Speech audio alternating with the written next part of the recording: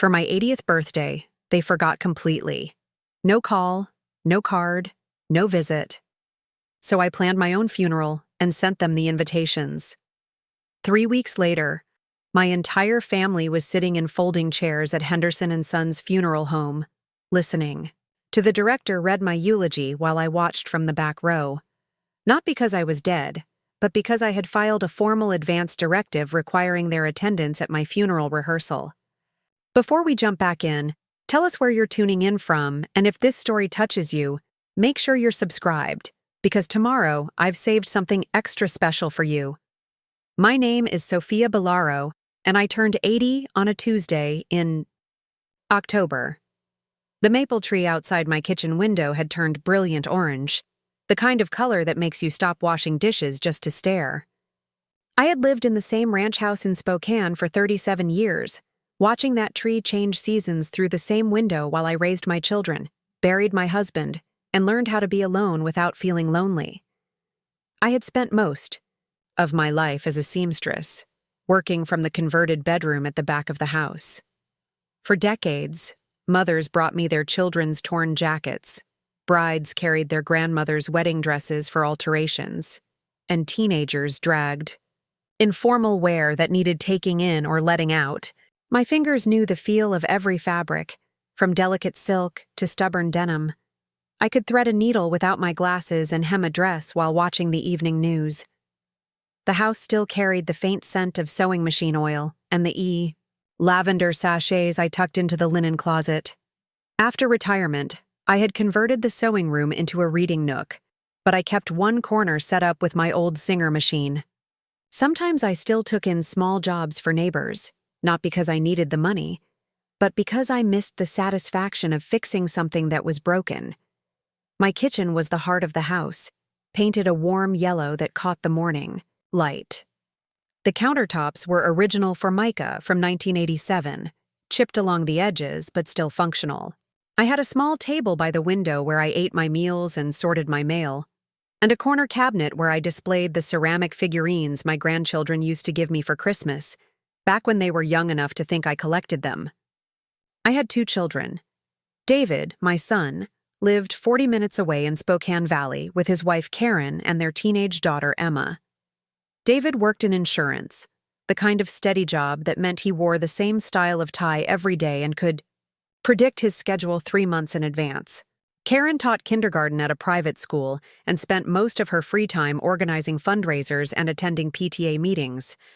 Emma was 17, more interested in her phone than in visiting her grandmother, which I understood, even if it stung.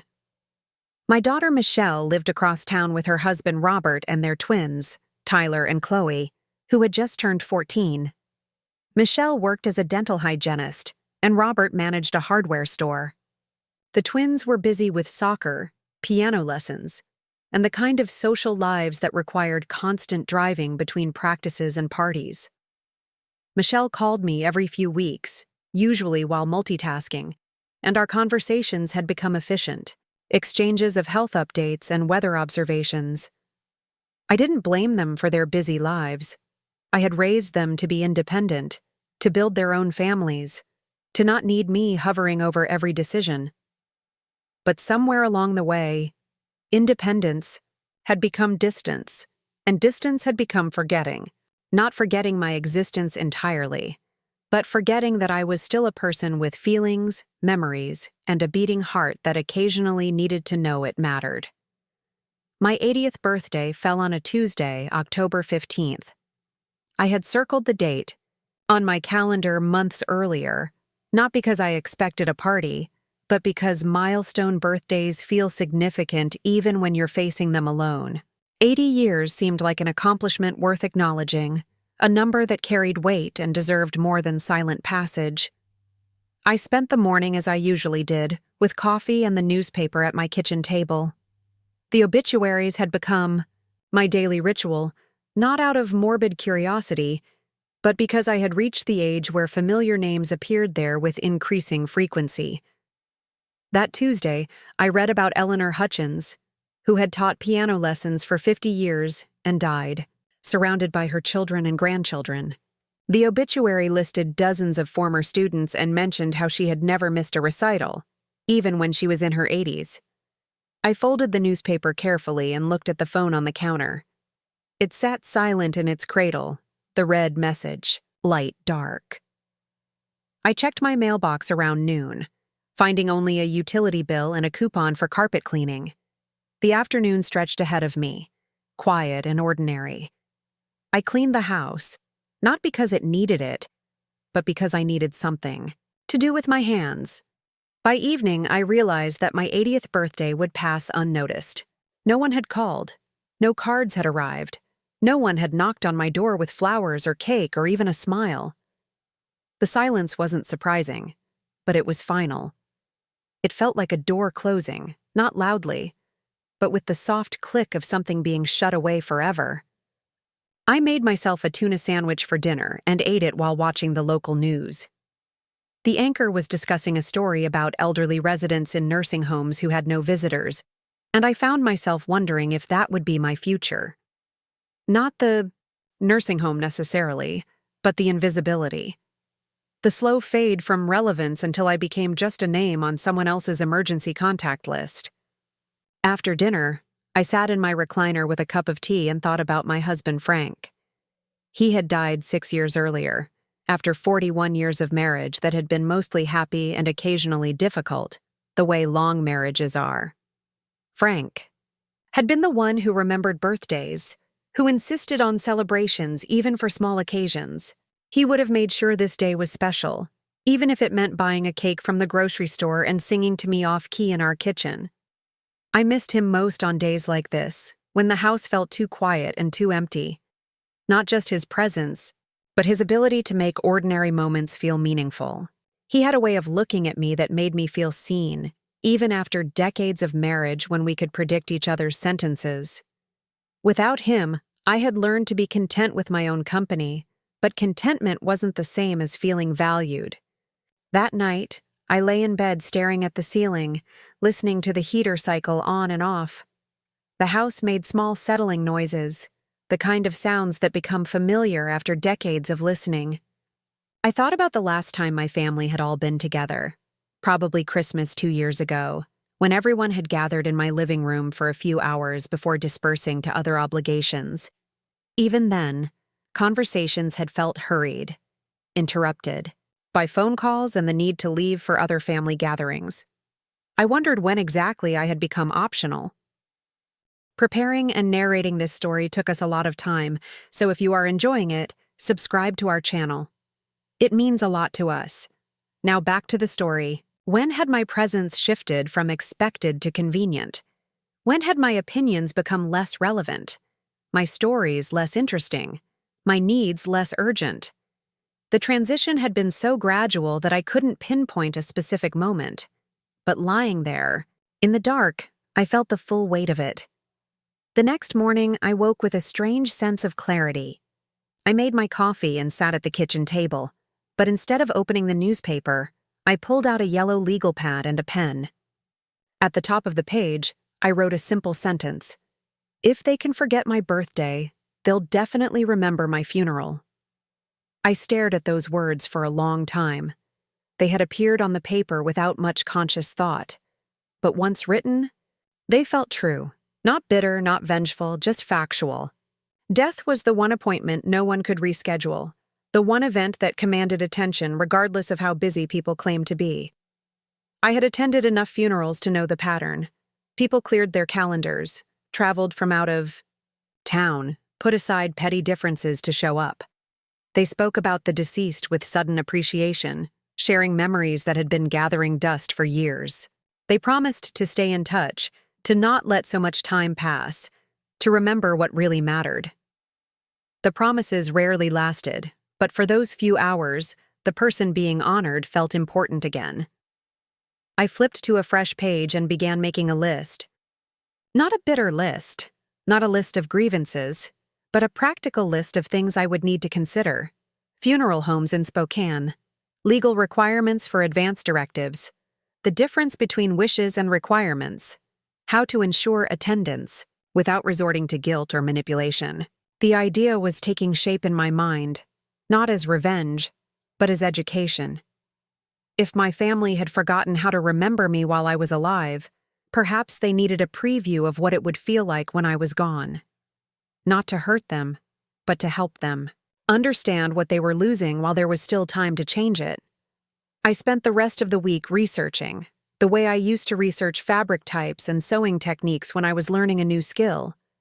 I visited the library and used their computer to look up funeral planning, advanced directives, and legal requirements for memorial services. I took notes in my careful handwriting, filling pages with information about everything from flower arrangements to music selection. The more I learned, the more the plan solidified. I would plan my own funeral, complete and detailed, and I would require my family's attendance at a full rehearsal. Not a morbid exercise, but a celebration of life workshop. I would present it as practical estate planning, which it was, but it would also serve as a gentle reminder of what they would lose when I was truly gone. I called Henderson Sons Funeral Home on a Thursday morning. The receptionist was kind but professional, used to dealing with difficult conversations. When I explained that I wanted to pre-plan my funeral services, she scheduled an appointment for the following week. She didn't ask why I was planning it alone, and I didn't volunteer the information. The weekend passed quietly. I cleaned out my closets, not in preparation for death, but in preparation for clarity. I found boxes of photographs that my children probably didn't know existed, letters they had written me from summer camp, report cards I had saved for decades. I organized everything carefully, creating a clear record of our family history that someone would need to manage eventually. On Monday morning, I called David's office. His secretary put me through after a brief hold, and his voice sounded distracted when he answered. I told him I was doing some estate planning and would like to schedule a family meeting to discuss my wishes. He agreed readily, probably relieved that I was being proactive about practical matters. We settled on the following Sunday afternoon, at my house. I called Michelle next, catching her between patients at the dental office. She sounded more concerned than David had, asking if I was feeling all right, if something had prompted this sudden interest in planning. I assured her I was fine, just being responsible, and she agreed to attend the meeting. She said she would bring Robert and the twins if I didn't mind. Since they were all part of the family, I didn't mind. In fact, I was counting on it.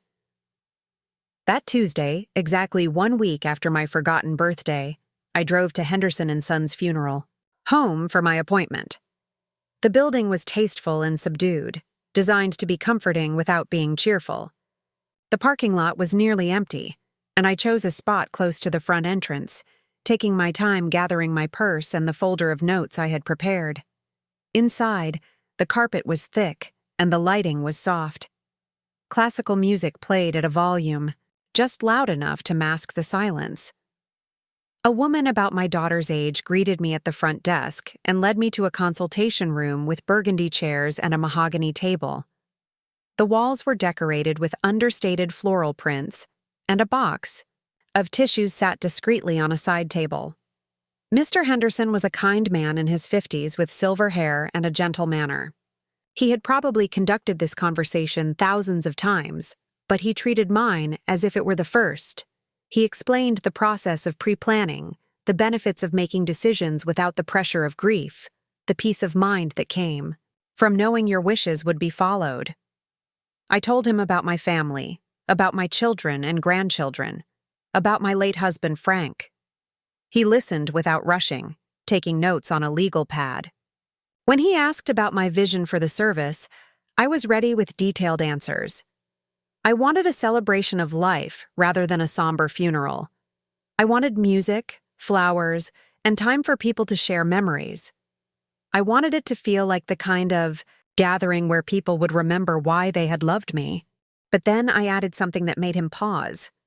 I told him I wanted to have a full rehearsal, with my family in attendance, while I was still alive to see it. I explained that I wanted to ensure everything would go smoothly, that there would be no confusion about my wishes, that my children would understand exactly what I expected. Mr. Henderson had heard unusual requests before, but this one clearly gave him pause. He asked gentle questions about my motivation, whether I was facing a terminal diagnosis, whether this was a cultural or religious tradition I was honoring. I assured him I was in good health and of sound mind. I simply wanted to be thorough in my planning. After some discussion, he agreed to accommodate my request.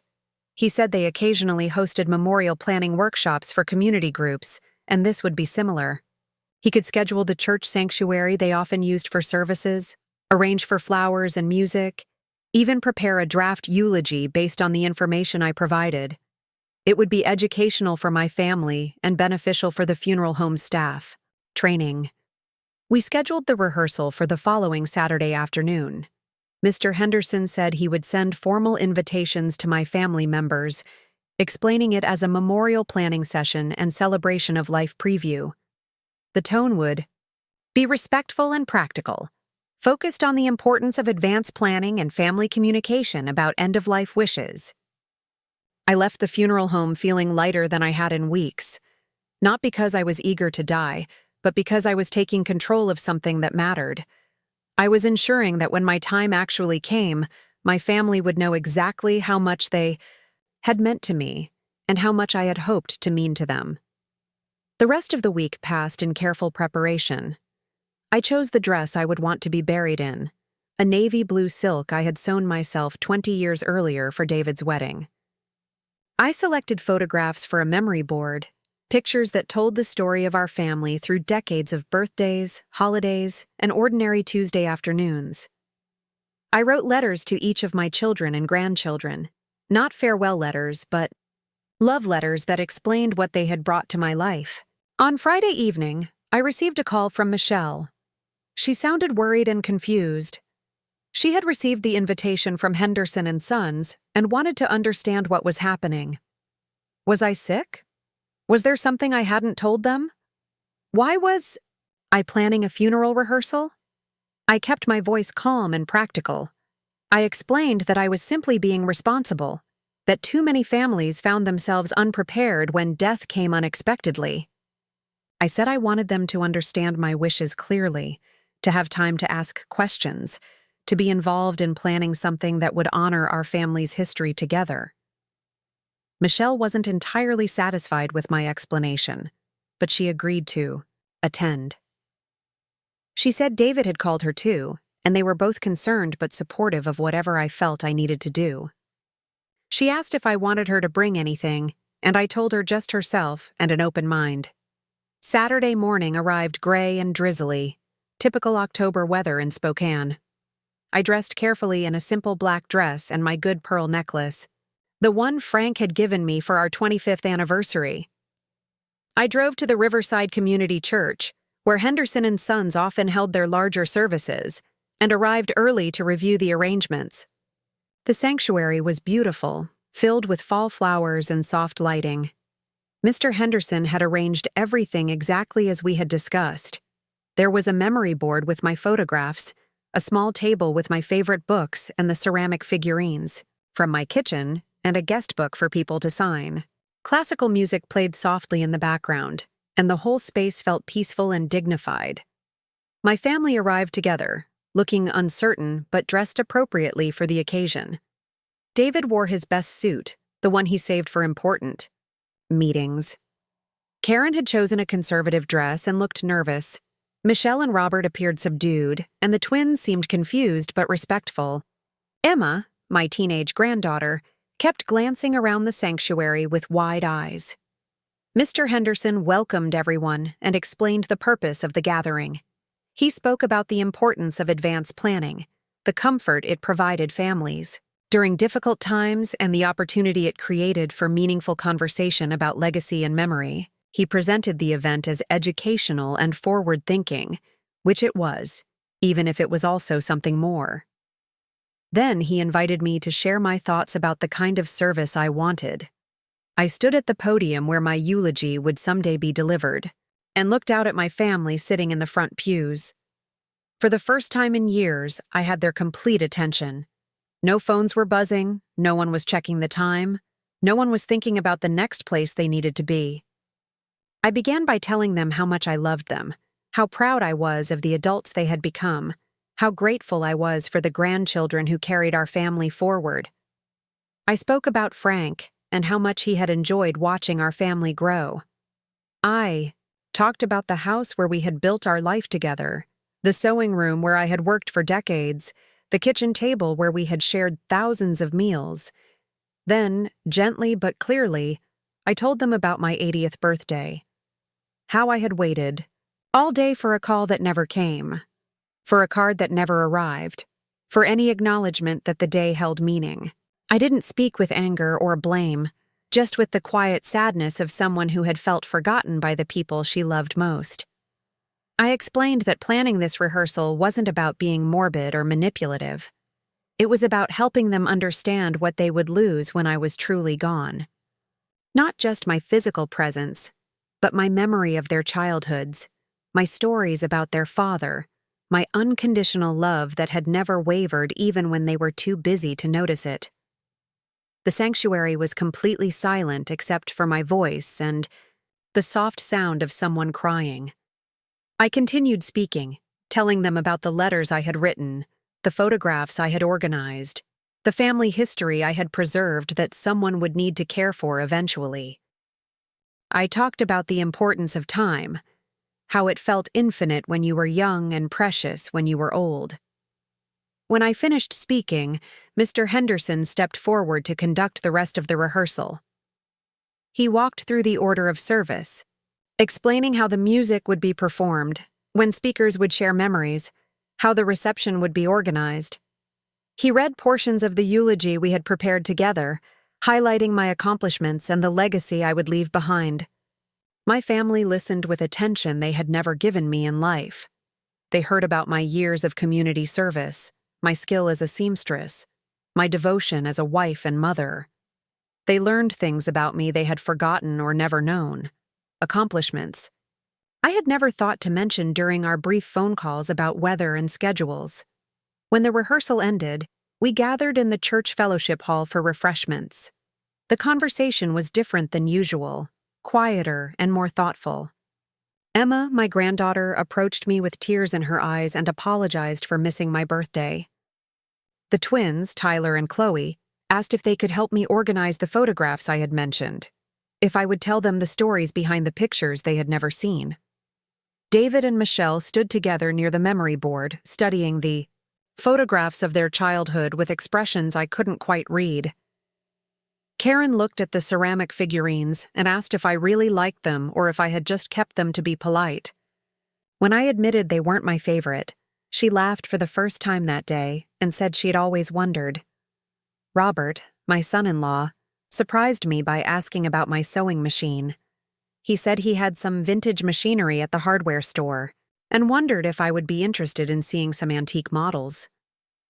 It was the longest conversation we had ever had, and I realized he had been waiting for an invitation to connect that I had never thought to extend.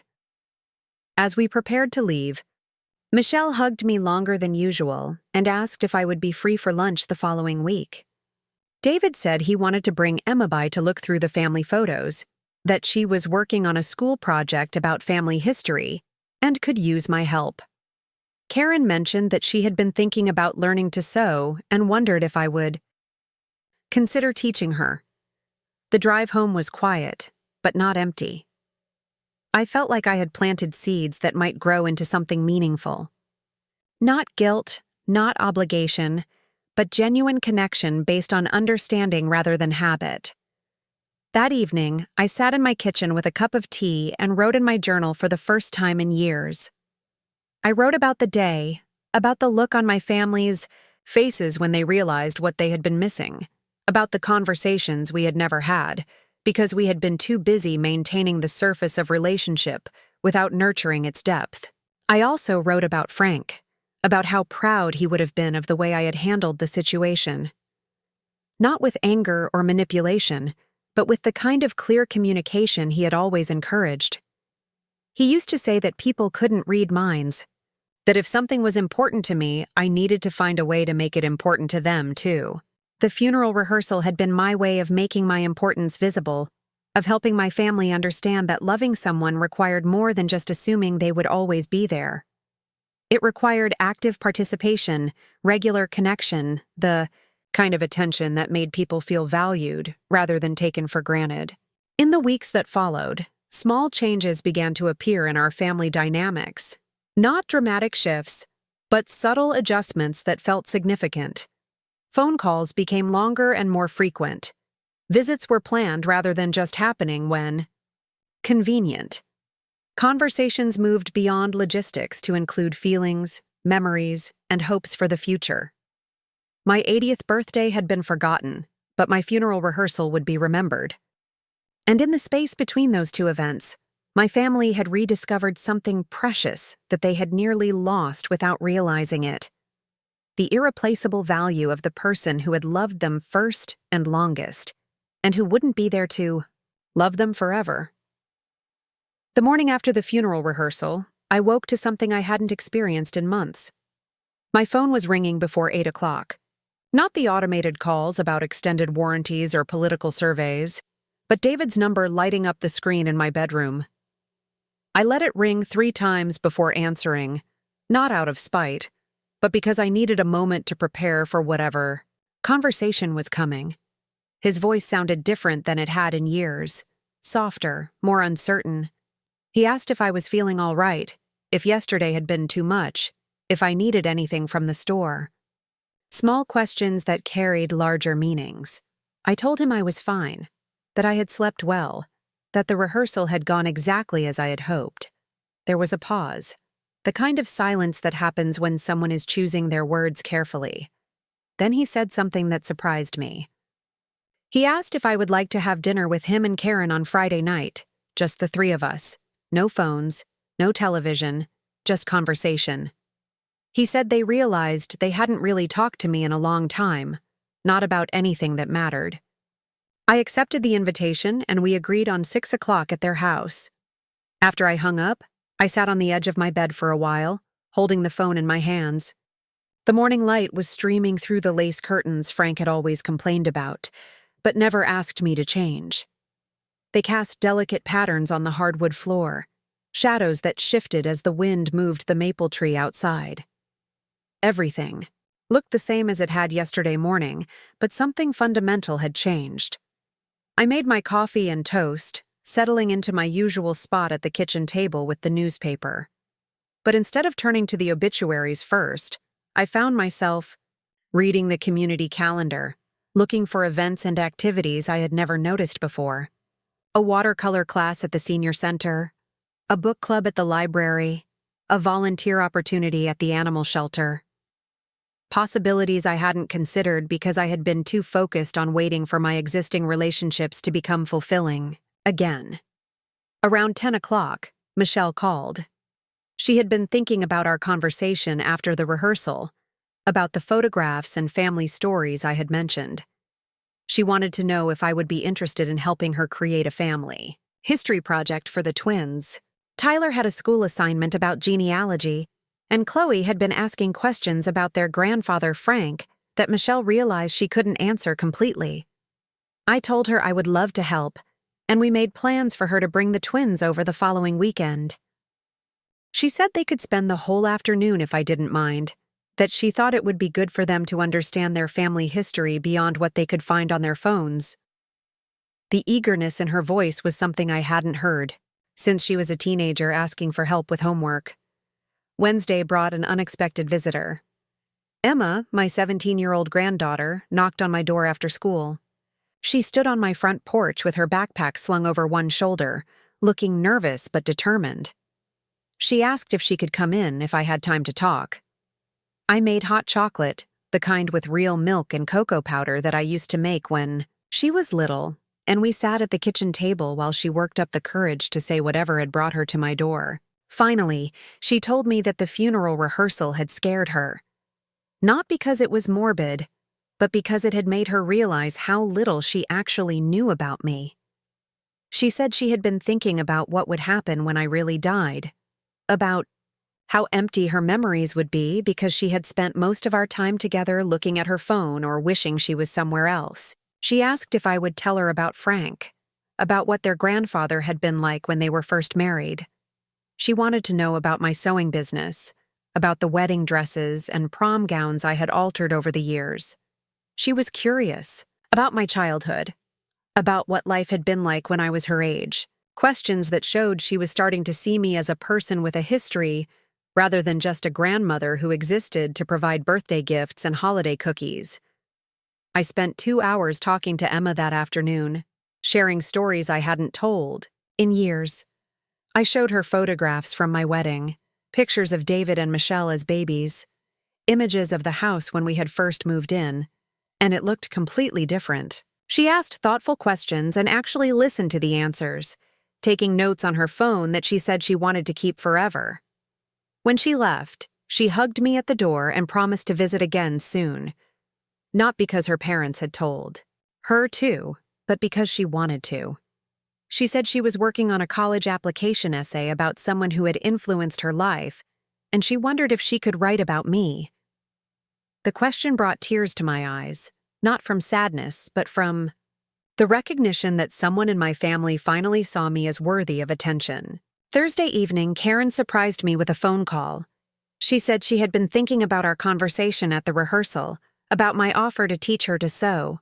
She wanted to know if I was serious, if I would really be willing to show her how to use a sewing machine. She explained that she had always been intimidated by the idea, but watching me talk about my work had made her curious about creating something with her hands.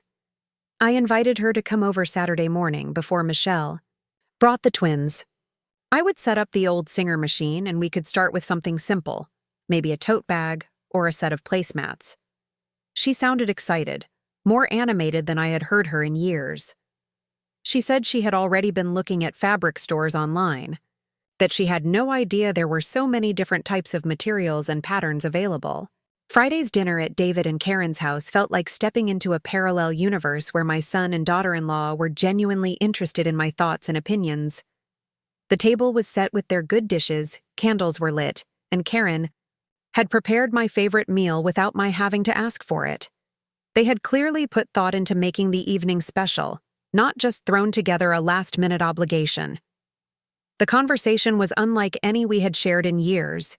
Instead of the usual polite exchanges about weather and health, we talked about memories from when David was growing up.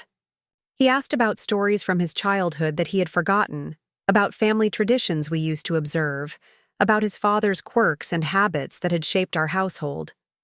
Karen asked about my parents, about what life had been like when I was first learning to sew, about how I had managed to balance work and motherhood in an era when fewer women did both. They wanted to know about my dreams, about things I had always wanted to do, but never had the chance to pursue. I told them about my secret desire to travel to Ireland, to see the landscapes my grandmother had described in stories from her childhood. I mentioned that I had always wanted to learn to paint, that I loved the way watercolors could capture light and shadow in ways that photographs couldn't. David surprised me by saying that he and Karen had been talking about taking a family trip, somewhere meaningful, that maybe we could plan something together for next year. Karen mentioned that the community college offered watercolor classes for seniors, that she would be happy to drive me there if I was interested in enrolling. These weren't empty promises meant to make me feel better. They were genuine offers that came with specific details and follow-up questions. When I left their house that evening, I felt like I had reconnected with people I loved but had somehow lost track of along the way. The drive home was peaceful, the familiar streets looking different in the glow of streetlights and porch lamps. I realized that the funeral rehearsal had given my family permission to see me differently, not just as someone who had always been there and always would be, but as someone whose presence in their lives was both precious and temporary. Saturday morning brought Karen to my door with a bag of fabric samples and a notebook full of sewing questions she had researched online. I set up the Singer machine at the kitchen table, the same spot where I had taught David and Michelle to thread needles when they were children. But this was different, because Karen was choosing to be there, choosing to learn something that connected her to my world, rather than just tolerating my presence in hers. I started by showing her the basic parts of the machine, how to wind a bobbin, how to adjust the tension, how to guide fabric through the presser foot without forcing it. Her initial attempts were clumsy, which was normal, but she didn't get frustrated or give up. Instead, she asked questions about why the thread kept breaking, how to keep her stitches straight, what the different settings were designed to accomplish. We spent 3 hours together that morning, and by the end, Karen had completed a simple pot holder that was slightly crooked but completely functional. She held it up to the light, examining her stitches with the same pride I remembered seeing in my children's faces when they brought home artwork from school. She asked if she could take the pot holder home to show David, if she could come back next week to try something more challenging. The afternoon with Michelle and the twins was equally rewarding but in a different way. Tyler and Chloe arrived with questions they had prepared in advance, a list of things they wanted to know about their family history. They set up a recording app on Tyler's phone so they could preserve my answers, treating our conversation like an important interview rather than just another boring visit with Grandma. I pulled out photo albums I hadn't opened in years, boxes of letters and documents that told the story of our family across multiple generations. We spread everything across the dining room table, creating a timeline that started with my grandparents and led to the present day. The twins were fascinated by photographs of their father as a baby, pictures of family vacations they were too young to remember, images of Frank in his military uniform that they had never seen before. Chloe was particularly interested in the letters Frank had written to me during his deployment overseas early in our marriage. She asked if she could read some of them, if I would explain what life had been like for military families in the 1960s. Tyler wanted to know about the house, about how the neighborhood had changed over the decades, about what Spokane had looked like when there were fewer shopping centers and more farmland. Michelle sat quietly through most of the afternoon, listening to stories she had heard before, but seemed to be understanding differently now. She asked me to explain family recipes that had been passed down through generations, traditions that she realized she had never learned properly. She took notes about holiday customs and family sayings, information she wanted to preserve for her own children to pass along someday. When they left that evening, both twins hugged me without being prompted and asked when they could come back. Tyler said he was going to use our conversation for more than just his school project, that he wanted to create a family tree for his bedroom wall. Chloe asked if I would teach her to sew like I was teaching her stepmother, if I would show her how to make something she could keep forever. Sunday was quiet, a day for processing the week's unexpected developments. I organized the photographs we had looked at, putting them back in chronological order and making notes about which pictures the twins had been most interested in. I wrote down the stories I had shared, the questions they had asked, the promises I had made for future visits and projects. In the afternoon, I called Robert, my son-in-law, about his invitation to visit the hardware store. He sounded genuinely pleased to hear from me and suggested that I come by Tuesday afternoon when business was slower and he would have time to show me the antique machinery he had mentioned. He said he had found an old treadle sewing machine in the back room that he thought I might find interesting, that maybe I could tell him something about its history and value. That evening, I sat in my reading chair with a cup of tea and reflected on how dramatically my life had changed in the space of a week.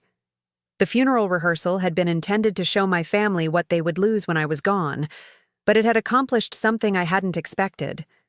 It had shown me what I had been missing while I waited for them to remember to include me in their lives. For years, I had been passive in my relationships with my children and grandchildren. I had waited for phone calls instead of making them. I had accepted brief visits instead of asking for longer ones. I had let conversations stay on the surface instead of steering them toward deeper waters. I had convinced myself that being undemanding was the same as being loving, but really it had just made me invisible. The rehearsal had forced all of us to confront the reality that our time together was limited and precious. It had given my family permission to prioritize our relationship, and it had given me permission to expect more from them, not demands or ultimatums, but genuine engagement and mutual effort. Monday brought another phone call from David, this time to ask if I would like to join him and Emma for lunch on Wednesday. He said Emma had been talking non-stop about our conversation, that she was excited to continue learning about the family, history. He wondered if I would mind if he listened in, if I would be willing to share some of the stories about his childhood that he had forgotten over the years. I agreed, and we planned to meet at a small cafe downtown that had been Frank's favorite when he was alive. David said he would pick me up, that he wanted to make sure I didn't have to worry about parking or navigating the lunch crowd alone.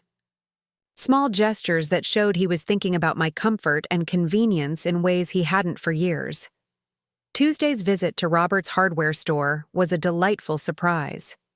The building was older than I had expected, with original hardwood, floors and high ceilings that gave it character. Robert led me through the aisles, pointing out vintage tools and explaining their history and function.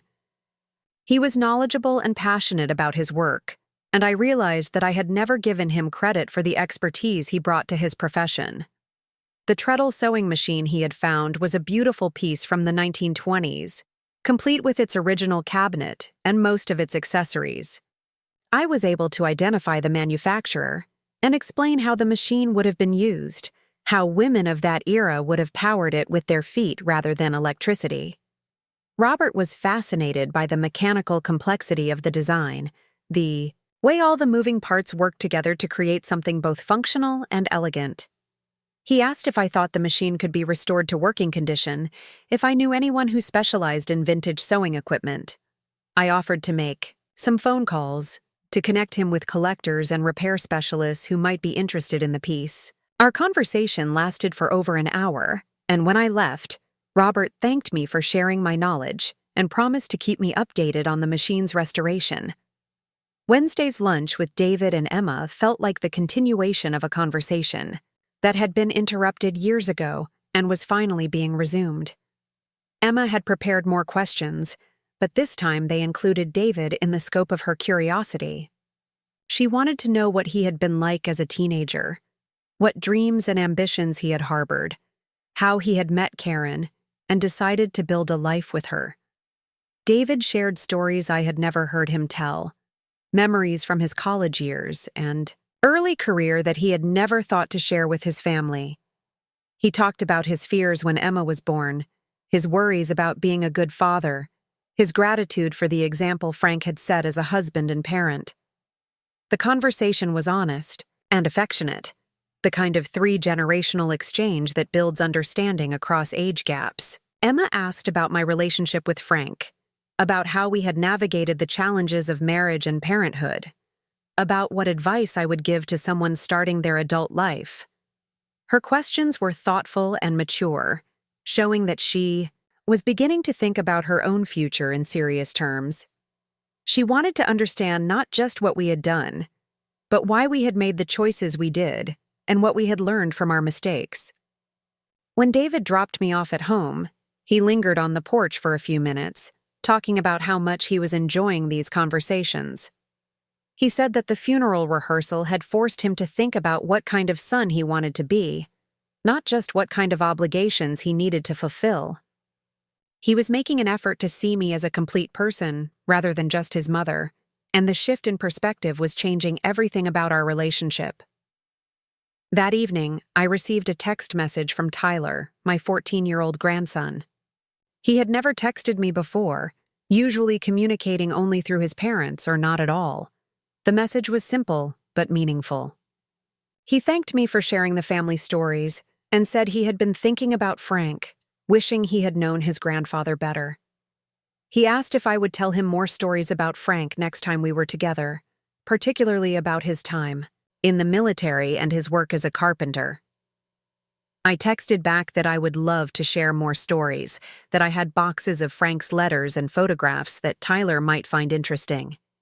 The exchange was brief but significant, representing a direct connection between us that hadn't existed before. Tyler was reaching out on his own initiative, showing that the family history project had sparked genuine curiosity rather than just academic obligation. Thursday brought an unexpected invitation from Karen. She had been practicing on the sewing machine her mother had given her years ago but never used, and she wanted to show me what she had accomplished since our lesson. She invited me to dinner again, saying she would cook while I looked at her sewing projects and offered suggestions for improvement. The dinner was casual but warm, with Karen proudly displaying the potholders and simple bags she had completed. During the week, her stitching was improving rapidly and her enthusiasm was infectious. She had questions about fabric selection, pattern reading, and techniques for more complex projects. We spent the evening planning her next learning goals, discussing projects that would challenge her skills without overwhelming her confidence. David joined our conversation, showing genuine interest in Karen's new hobby and asking questions about my years as a professional seamstress. He wanted to know about the business side of my work, how I had managed clients and deadlines, what had been most rewarding about creating custom garments for special occasions. His questions showed that he was beginning to see my work as a career, worthy of respect rather than just something I had done to help with household expenses. Friday afternoon brought Michelle and the twins back to my house, this time with a specific project in mind. They wanted to organize the family photographs into albums that could be shared among all the family members, with copies of the most important pictures for everyone to keep. It was a massive undertaking that would require several sessions, but the twins were enthusiastic about the work, and Michelle was committed to seeing it through. We spent hours sorting pictures by decade and event, creating piles for birthdays, holidays, vacations, and everyday moments that had been captured over the years. The twins asked questions about almost every photograph, wanting to understand the context and significance of moments they had been too young to remember or had never witnessed at all. Chloe was particularly drawn to pictures of me as a young woman, fascinated by my wedding dress and the formal portraits from the early years of my marriage. She asked about fashion trends from different eras, about how women's roles had changed during my lifetime, about what it had been like to be a working mother when fewer women pursued careers outside the home. Tyler was more interested in the photographs of Frank, studying his grandfather's face and posture in pictures that spanned 5 decades. He asked about Frank's personality, his hobbies and interests, his relationship with his children and grandchildren. I realized that Tyler was trying to understand his own identity through the lens of family history, looking for connections and patterns that might help him understand who he was becoming. Michelle worked quietly alongside us, occasionally sharing memories that the photographs triggered, but mostly listening to the conversations between her children and me. When the twins asked questions she couldn't answer, she encouraged them to explore the topics further with me, acknowledging that I was the family historian and the keeper of stories that needed to be preserved. As the week drew to a close, I found myself feeling energized in a way I hadn't experienced in years. My calendar was full of planned activities and ongoing projects. My phone rang regularly with calls from family members who wanted to continue conversations or make new plans. My house felt alive again, not just a place where I waited for life to happen, but a destination where meaningful connections were being built and maintained. The funeral rehearsal had accomplished exactly what I had hoped it would, but the results were more profound than I had expected. My family hadn't just remembered that I existed. They had rediscovered that I was worth knowing, worth spending time with, worth including in their lives as an active participant rather than a passive recipient of their occasional attention. But perhaps most importantly, the experience had reminded me that relationships require effort from all parties involved. I had spent years waiting for my children to reach out to me, but I hadn't been reaching out to them either. I had assumed that being undemanding was the same as being loving, but really, it had just made me forgettable. The funeral rehearsal had given all of us permission to expect more from each other, to prioritize our relationships, and to make the effort required to build something meaningful together. Saturday morning, as I prepared for another sewing lesson with Karen and another afternoon with the twins, I realized that my 80th birthday week had become the beginning of something new, rather than just a marker of something ending. The funeral, Rehearsal had been intended to show my family what they would lose when I was gone. But instead, it had shown all of us what we could gain while I was still here to enjoy it. 3 weeks after the funeral rehearsal, something shifted that I hadn't anticipated. The increased attention from my family, while wonderful, began to feel overwhelming in its intensity. Phone calls came daily, sometimes multiple times per day. Visits were scheduled every few days, often overlapping with each other. Everyone seemed determined to make up for years of neglect all at once, and while their intentions were loving, the sudden shift felt unsustainable. I found myself in the peculiar position of having too much family time after years of having too little. Karen wanted to schedule sewing lessons twice a week. Michelle insisted on bringing the twins over every weekend for family history projects. David called every morning to check on me, and Emma texted throughout the day with questions and observations. While each individual gesture was thoughtful, the cumulative effect was exhausting. One particularly busy Thursday, I had Karen scheduled for a morning sewing lesson, Robert coming by during lunch to discuss the antique machine restoration, Michelle and the twins arriving in the afternoon for photo organizing, and David planning to stop by after work to help with some household repairs I hadn't actually requested. I looked at my calendar and realized that I had become busier at 80 than I had been in years. The irony wasn't lost on me. I had spent months longing for my family's attention, and now that I had it, I was beginning to understand why they had always seemed so frazzled and overscheduled. The difference was that they had chosen their busy lives, while I was having busyness imposed upon me by people who were trying to assuage their guilt through excessive involvement. During Karen's sewing lesson that morning, I gently mentioned that while I loved spending time with her, perhaps we could space our sessions out a bit more. I suggested that she might benefit from practicing on her own between lessons. That part of learning a new skill was developing confidence through independent work. She looked disappointed but agreed, and we settled on meeting once a week instead of twice. When Robert arrived for lunch, he brought a folder full of research he had done about vintage sewing machines, along with contact information for 3 different restoration specialists. His enthusiasm was endearing, but it was clear that he was treating our connection as a project to be completed rather than a relationship to be developed gradually. I appreciated his effort while gently suggesting that we didn't need to solve everything about the machine in one afternoon. Michelle's visit with the twins presented a different challenge. They arrived with boxes of additional photographs they had found at home, plus printed copies of family trees they had created online, and a list of relatives they wanted to contact for more information. Their energy was infectious, but their approach was more like a research expedition than a leisurely exploration of family history. I realized that my family was approaching our renewed relationship the same way they approached everything else in their busy lives. They were treating connection like a task to be completed efficiently, rather than an experience to be savored slowly. Their intentions were good, but their execution was missing the point of what I had been hoping to achieve. That evening, after David arrived to fix a squeaky hinge I had learned to live with years ago, I sat them all down in my living room for a conversation I hadn't planned to have. I thanked them for their attention and effort over the past few weeks, acknowledging how much their increased involvement meant to me. But then, I explained that relationships couldn't be repaired through intensive scheduling any more than they could be maintained through neglect. I told them that I didn't need to be their primary focus or their most urgent priority.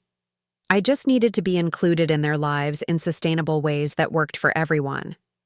I suggested that instead of cramming years of connection into weeks of frantic activity, we could build something more meaningful through consistent but manageable contact over time. David looked relieved when I suggested that daily phone calls weren't necessary, that perhaps we could aim for twice a week unless something specific came up. Michelle seemed to understand when I explained that weekend visits every week might be too much for both of us, that monthly extended visits might be more valuable than weekly rushed ones. Karen admitted that she had been feeling pressured to progress quickly with her sewing, that she was afraid if she didn't show dramatic improvement immediately, I might lose interest in teaching her. I assured her that learning a craft was a lifelong journey, not a sprint, and that I was more interested in her enjoyment than her speed of progress. Emma, who had been texting me multiple times daily, asked if I would prefer fewer messages with more substance rather than frequent updates about minor daily events. I told her that I loved hearing from her, but that she didn't need to feel obligated to maintain constant contact. A thoughtful message once or twice a week would be more meaningful than daily check-ins that felt like obligations. The conversation was gentle but necessary. My family needed permission to find a sustainable pace for our renewed relationship, just as they had needed permission to recognize that our relationship mattered in the first place. The funeral rehearsal had awakened their awareness, but now we needed to figure out how to maintain that awareness without burning ourselves out.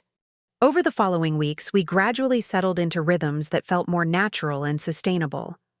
Karen and I met for sewing lessons every other Saturday, giving her time to practice between sessions and me time to prepare projects that would challenge her appropriately. Our lessons became less rushed and more conversational, with time for stories and shared observations about the creative process. Michelle established a pattern of calling me every Wednesday evening after the twins finished their homework. Our conversations were longer and more substantive than the brief check-ins we used to have, covering everything from family news to current events to memories we wanted to preserve. She also planned one extended visit per month where we could work on family projects without feeling rushed. David settled into a routine of calling me twice a week and visiting every other Sunday afternoon. He started bringing Emma with him more often, and their visits became opportunities for three-generational conversations that felt organic rather than forced. He also began including me in some of his family's regular activities, inviting me to Emma's school events and family dinners rather than scheduling separate visits just for me. Robert surprised me by becoming the most consistent presence in my life. He developed a habit of stopping by every Tuesday afternoon after work, initially to update me on the sewing machine restoration, but eventually just to talk. Our conversations ranged from antique machinery to current events to family dynamics, and I discovered that he had insights and perspectives I had never had the opportunity to appreciate. The twins, Tyler and Chloe, found their own ways to maintain connection that felt authentic to their teenage lives. Tyler started calling me every other week to share something he had learned or discovered, often related to family history, but sometimes just about school or his interests. Chloe developed a habit of sending me pictures of things that reminded her of our conversations, from vintage clothing she spotted in stores to historical exhibits she encountered on field trips. Emma's communication evolved into thoughtful weekly messages that were more like letters than texts. She would write about her thoughts on college applications, her reflections on family stories I had shared, or observations about her own life that she wanted to share with someone who had more perspective than her peers. Our correspondence became something we both looked forward to and valued. This more sustainable pattern of connection allowed our relationships to develop depth rather than just frequency. Instead of feeling overwhelmed by constant contact, I began to genuinely anticipate each interaction because it had space to be meaningful. My family members seemed more relaxed too, no longer performing their attentiveness but simply enjoying our time together. One unexpected development was that my children began connecting with each other more frequently as well. David and Michelle started coordinating their visits and phone calls so they could share updates about my health and well-being. They also began reminiscing with each other about childhood memories that our family history projects had surfaced, strengthening their own relationship as siblings. Karen and Robert, the in-laws who had always maintained polite but distant relationships with me, discovered that they actually enjoyed spending time in my home and being included in family activities. Karen began bringing her sewing projects to family gatherings so she could work on them while we talked.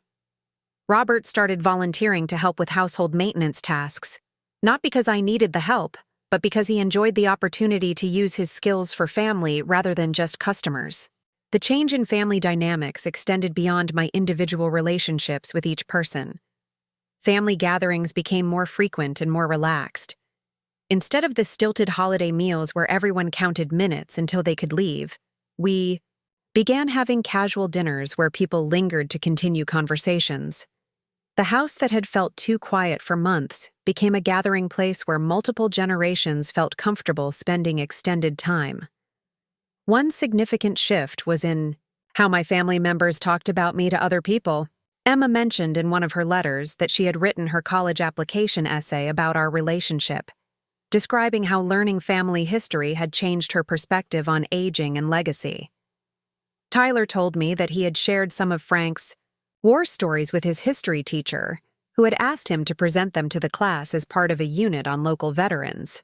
David began including me in conversations with his coworkers about family activities, mentioning our dinners and visits in the same casual way he talked about Emma's school events or Karen's professional activities. Michelle started bringing me to some of her social gatherings, introducing me to her friends as someone interesting rather than just her elderly mother who needed occasional checking on.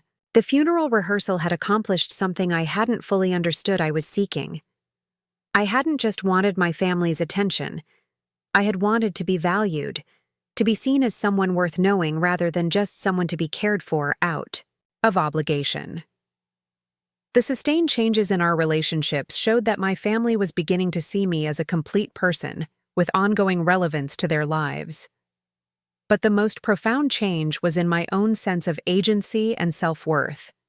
For years, I had defined my value through my family's attention to me, measuring my importance by how often they called or visited.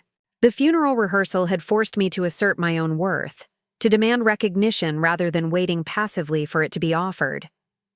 The experience had taught me that I could influence my relationships rather than just accepting whatever level of connection other people chose to provide. I didn't have to be grateful for scraps of attention or content with being taken for granted. I could communicate my needs clearly and take action when those needs weren't being met. This lesson extended beyond my family relationships. I enrolled in the watercolor painting class at the community college, something I had wanted to do for years but had never prioritized.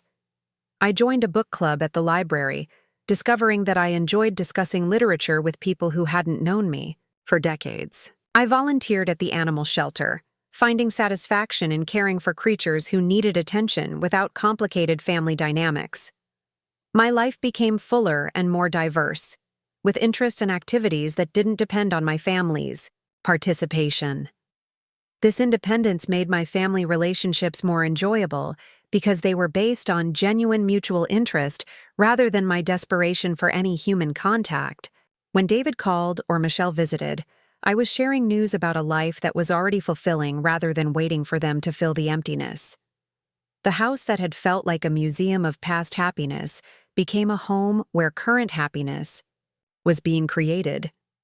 The kitchen table where I had eaten countless solitary meals became a gathering place where multiple generations shared stories and made plans. The living room where I had sat alone watching television became a space where real conversations happened regularly. 6 months after the funeral rehearsal, I realized that I had achieved something more valuable than just increased attention from my family.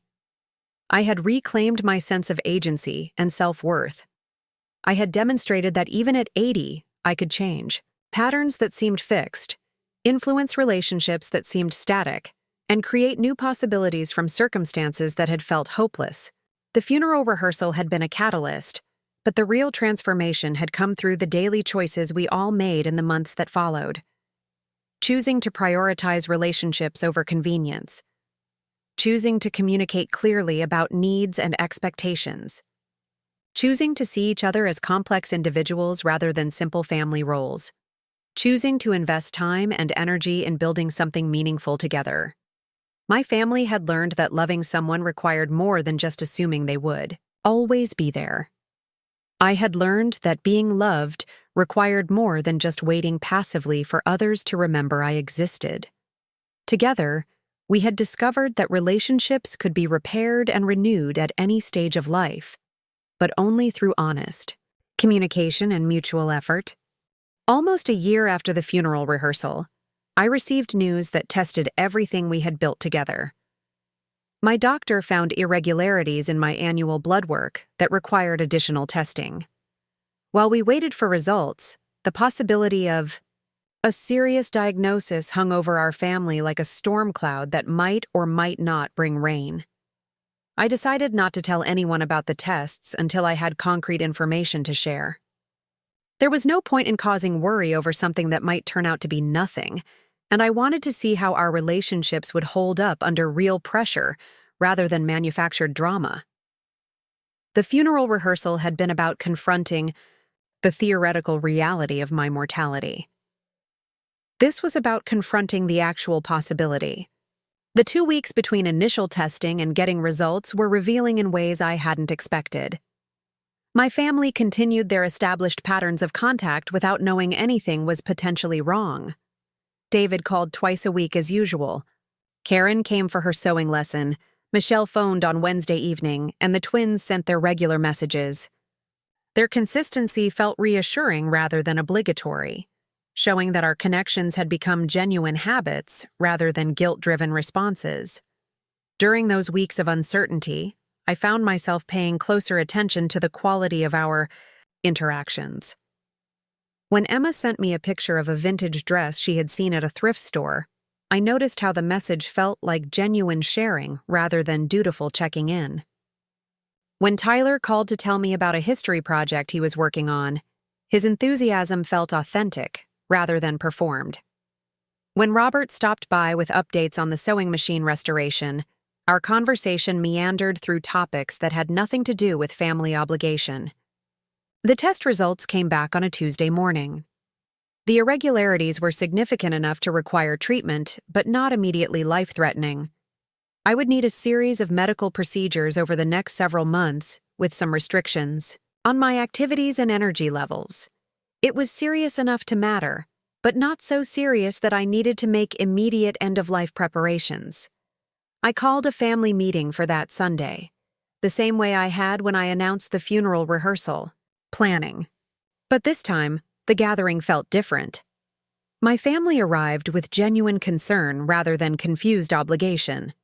They came prepared to listen and support rather than just to fulfill a requirement they didn't understand. I explained the medical situation clearly and calmly, providing the facts without drama or speculation. I outlined the treatment plan my doctor had recommended and discussed how it might affect my daily routine over the coming months. I also made it clear that while I would need some additional support, I didn't want to become an invalid or a burden that consumed their lives. The response was immediate and practical. David and Michelle coordinated their schedules to ensure someone could drive me to medical appointments when needed. Karen offered to adjust our sewing lessons to accommodate my energy levels, suggesting we could work on smaller projects that wouldn't require long periods of concentration. Robert volunteered to handle any household maintenance issues that might arise while I was dealing with treatment. Emma asked thoughtful questions about how the treatment might affect my memory and energy, wanting to understand whether our correspondence might need to change. Tyler and Chloe offered to take over more of the physical work involved in organizing family photographs, recognizing that I might not be able to spend long periods sorting through boxes and albums. What struck me most was that no one panicked or became overly emotional. They treated the situation as a family challenge that required practical solutions and mutual support. The funeral rehearsal had forced them to confront the abstract idea of losing me. This real medical situation allowed them to demonstrate what they had learned about valuing our time together while focusing on the present rather than dwelling on future loss. The months that followed were difficult but manageable. The medical procedures were uncomfortable and tiring, and the recovery periods required patience I didn't always possess easily. But my family's support was steady and appropriate, helpful without being overwhelming, concerned without being panicky. David took charge of coordinating medical appointments and insurance paperwork, using his professional skills to navigate the healthcare system efficiently. Michelle handled most of the household errands that became challenging for me, grocery shopping and pharmacy visits and other tasks that required more energy than I could reliably muster. Karen adapted our sewing lessons beautifully, bringing portable projects to my house when I couldn't travel to hers, and teaching me techniques that could be done while sitting comfortably rather than standing at the machine for extended periods. Our lessons became more about companionship than skill building, which made them more valuable rather than less. Robert became my unofficial handyman and errand runner, checking on household systems and handling small repairs without being asked. His visits became longer and more conversational as he took on tasks that gave him reasons to spend time at the house regularly. The twins stepped up in ways that surprised me. Tyler began calling more frequently, not to check on my health, but to share news and observations that might entertain me during recovery periods. Chloe started sending care packages with books, puzzle books, and small treats that showed she was thinking about my comfort and boredom, rather than just my medical condition. Emma's letters became more frequent and more thoughtful, full of college, news and future plans that kept me connected to her expanding world. She also began visiting more often when she was home from school, treating me as someone to confide in rather than just someone to check on. What I appreciated most was that no one treated me like an invalid or spoke to me differently because of the health issues. Conversations continued to cover the same range of topics we had always discussed. Family gatherings continued to happen, regularly, with accommodations for my energy levels but no fundamental changes in the dynamics we had established. The experience reinforced something important about the relationships we had rebuilt. They were strong enough to handle real challenges because they were based on genuine connection rather than guilt or obligation. My family's support felt natural and sustainable rather than desperate or overwhelming. During one particularly difficult week when I was recovering from a procedure that had been more exhausting than expected, I found myself thinking about the contrast between this experience and what might have happened before the funeral rehearsal. A year earlier, I probably would have tried to hide my struggles, not wanting to burden children who already seemed too busy to maintain regular contact. I would have suffered alone, rather than asking for help I wasn't sure would be offered willingly.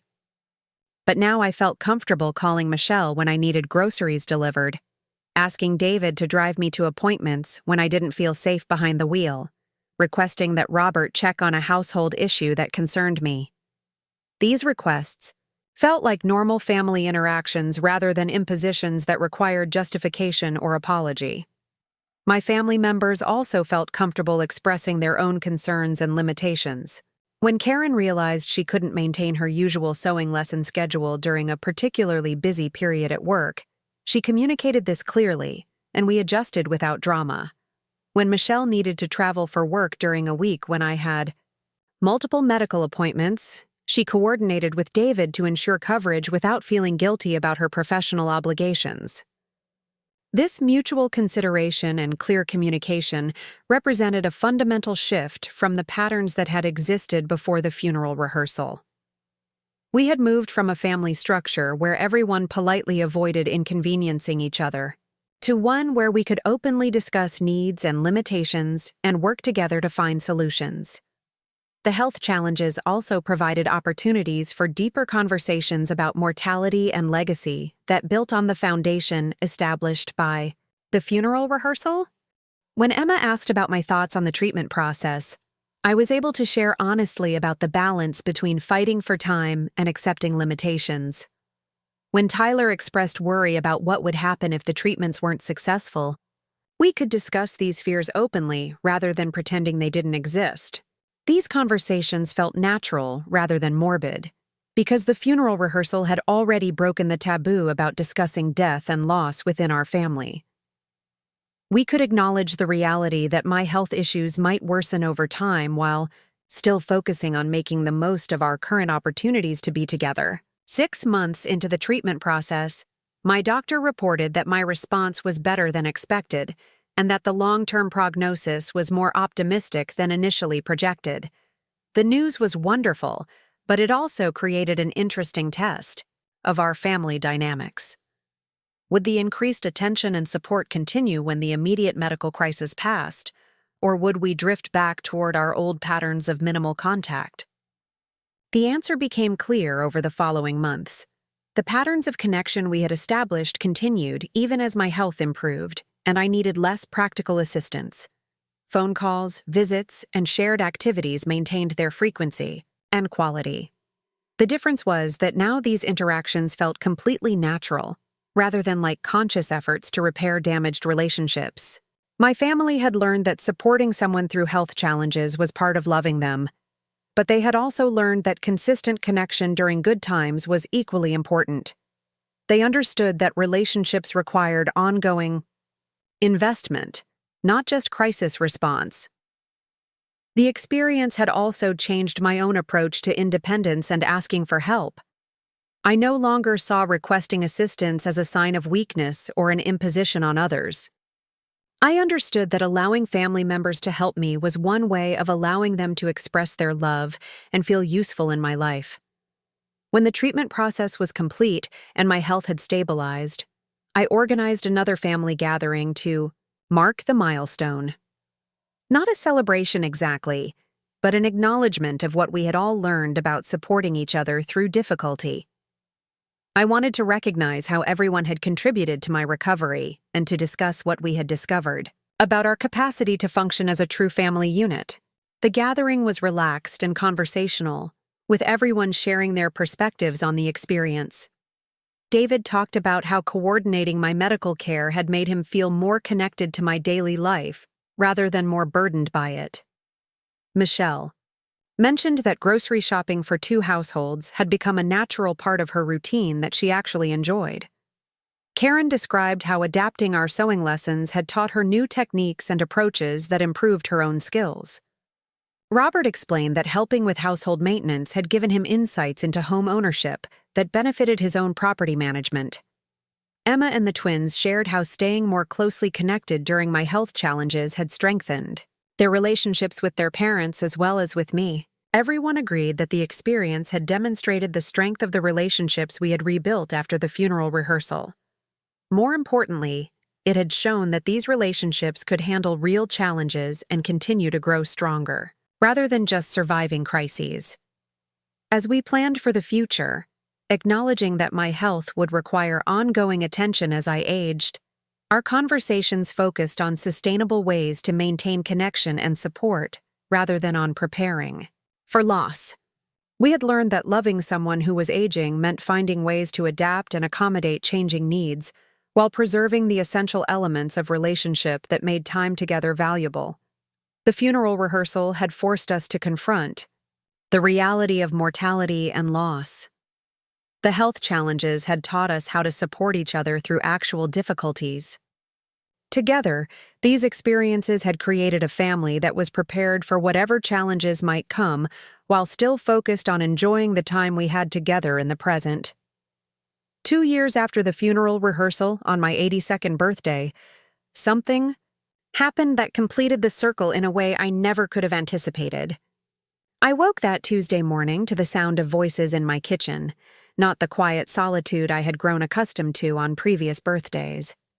My family had used the spare key I had given David and quietly let themselves in to prepare a surprise breakfast. The kitchen was filled with the warmth of fresh coffee, scrambled eggs, and the cinnamon rolls Karen had learned to make using a recipe she had adapted from one of my old cookbooks. Emma was setting the table with my good china, the set I rarely used anymore because it seemed too formal for everyday meals. Tyler and Chloe were arranging flowers they had picked from my own garden, creating a centerpiece that made the familiar table look festive.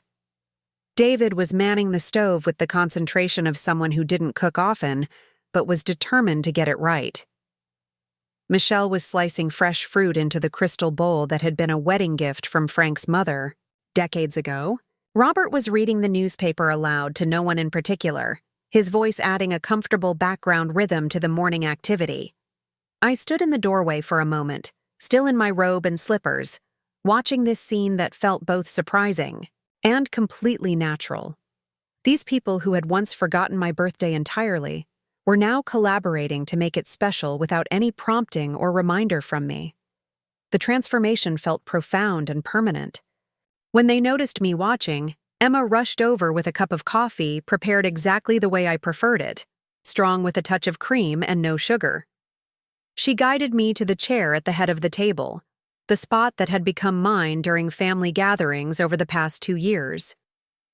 Tyler presented me with a handmade card that contained photographs and quotes from our conversations about family history, a tangible reminder of the connections we had built. Chloe had written a poem about grandmothers that made me cry in the best possible way. It spoke about wisdom passed down through generations and the importance of listening to stories from people who had lived long enough to understand how life actually worked. The poem was sophisticated beyond her 14 years, showing that our conversations had influenced her thinking about aging and relationships. The breakfast was delicious, but more importantly, it was relaxed and joyful. Conversation flowed naturally among multiple generations, with everyone contributing thoughts and observations that built on each other rather than existing in separate age group bubbles. When Tyler mentioned a history project he was working on, David shared memories from his own school experiences that connected their generational perspectives. After breakfast, Karen surprised me by presenting a quilt she had been working on secretly for months. Each square featured a different fabric pattern that represented something significant in our family history. She had used pieces from Frank's old shirts, scraps from dresses I had made for Michelle when she was young, and fabric from David's childhood bedroom curtains that I had sewn when we first moved into the house. The quilt was beautiful, but the story behind it was even more meaningful. Karen explained that creating it had helped her understand our family's history in a tactile way that photographs and stories alone couldn't provide. She had learned about different eras and events by working with materials that had actually been present during those times. Michelle presented me with a bound collection of family recipes that she had compiled over the past year. But these weren't just ingredient lists and cooking instructions. Each recipe included the story behind it, memories of occasions when it had been served, and adaptations that different family members had made over the years. She had interviewed relatives I hadn't spoken to in years to gather complete histories of dishes that had been passed down through generations. David's gift was perhaps the most practical, but equally thoughtful. He had arranged for a cleaning service to come to my house twice a month, not because I couldn't maintain it myself, but because he wanted me to have more time and energy for activities I enjoyed rather than household chores that had become more tiring as I aged. He presented this not as charity for an elderly relative, but as an investment in ensuring I could continue living independently in my own home for as long as possible. Robert had restored the antique sewing machine to perfect working condition and presented it to me as a functional piece of art. He had researched its history and discovered that it had been manufactured in 1923, the same year I was born. The coincidence felt meaningful, a connection between my personal history and the tools that had shaped my professional life. Emma's gift was a leather-bound journal where she had compiled every letter and message we had exchanged since reconnecting after the funeral rehearsal. But she had also added her own reflections on what those conversations had meant to her, how learning about my life had influenced her thinking about her own future, and what she hoped to remember about this period when she was my age. The afternoon brought extended family members I hadn't seen in years, cousins and in-laws who had heard about our family's renewed closeness and wanted to reconnect themselves. The house filled with laughter and conversation as relatives shared updates about their own lives and reminisced about shared memories from decades past. What struck me most was how naturally my immediate family integrated these extended relatives into the celebration. David and Michelle didn't treat the additional guests as burdens or complications, but as welcome additions to a gathering that was about family connection rather than just my individual birthday. They had learned to value relationships broadly, rather than just maintaining the minimum required connections. The evening concluded with a dinner that featured dishes from multiple generations of family cooks. Michelle had prepared her grandmother's pot roast recipe.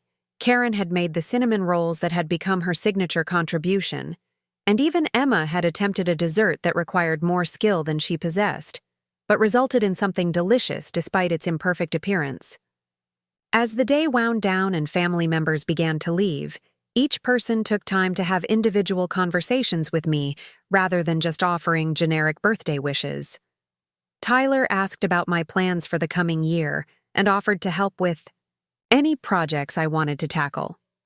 Chloe shared her thoughts about high school and asked for advice about navigating teenage social dynamics. Emma talked about her college applications and how writing about our relationship had helped her understand what she wanted to study and what kind of career might fulfill her. David and Michelle each expressed gratitude for the changes in our family over the past 2 years and acknowledged how much they had learned about maintaining relationships through intentional effort.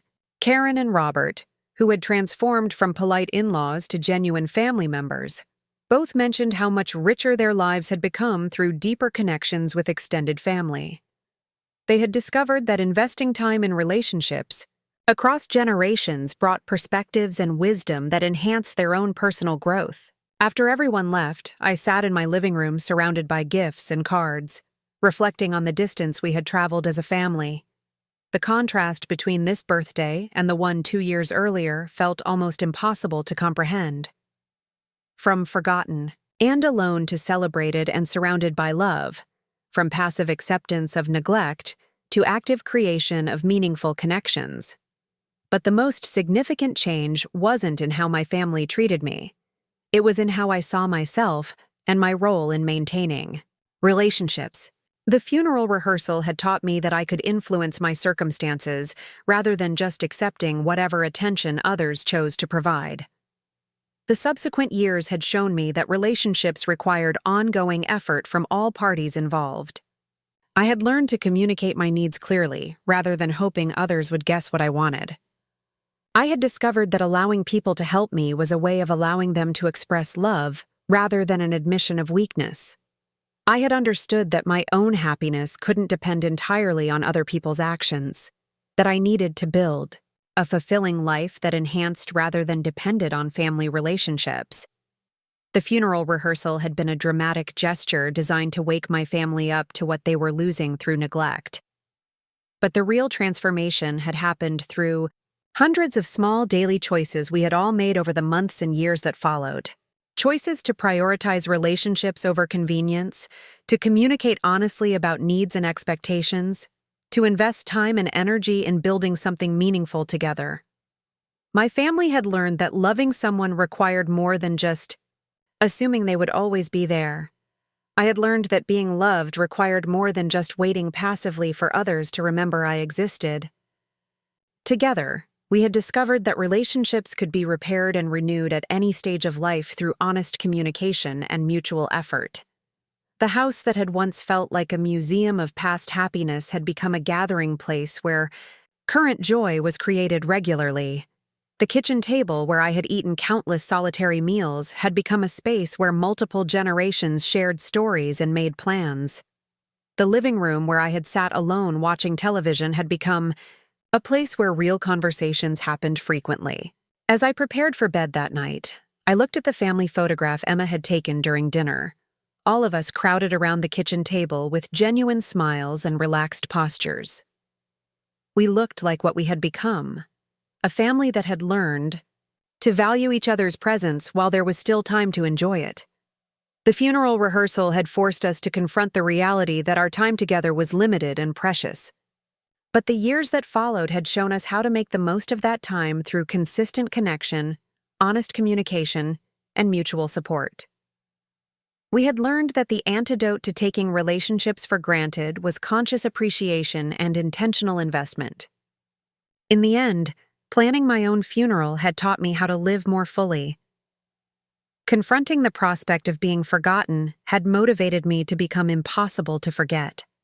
Demanding recognition of my value had helped me discover depths of worth I hadn't realized I possessed. My 82nd birthday had been everything my 80th birthday should have been.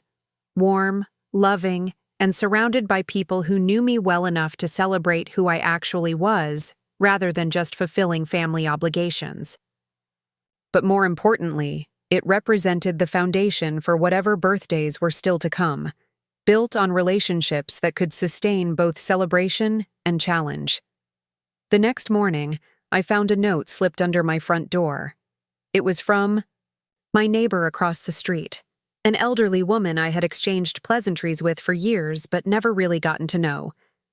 She had witnessed the birthday celebration and wanted to know if I would be interested in having coffee sometime to discuss how she might improve her own relationships with her distant adult children. I smiled as I read her note, recognizing the courage it had taken to reach out and ask for guidance. I called her immediately and invited her over that afternoon, eager to share what I had learned about the possibility of transformation at any stage of life. Because the most valuable lesson from my experience wasn't about planning funerals or confronting family members. It was about understanding that it's never too late to change patterns that aren't working, to communicate needs that aren't being met, and to create the relationships you actually want, rather than just accepting the ones you've been given. Up next, you've got 2 more standout stories right on your screen. If this one hit the mark, you won't want to pass these up. Just click and check them out.